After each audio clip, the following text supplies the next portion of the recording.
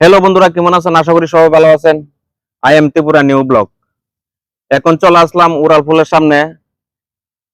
এদিকে যা অনেক মানুষ মাছ টাছ ধরতেছে, আমরাও আইছি এখানে একটা ভিডিও শুট করবার লাগিয়া, শুধু আপনারা দেখাবার জন্য।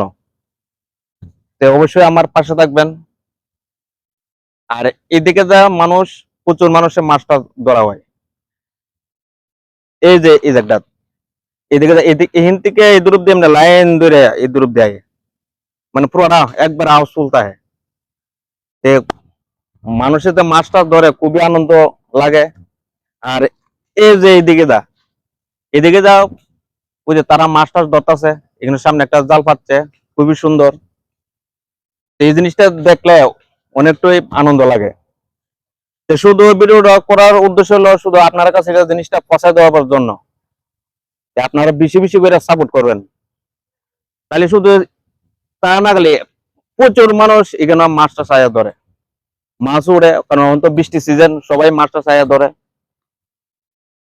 আর পাশাপাশি এখানে বেলটেল পাতা হয়, এই জায়গাটার মধ্যে বেলটেল পাতা হয়, কারণ ওখানে বেল কেন জল বেশি, এই কারণে বেলটেল পাতা হয় না।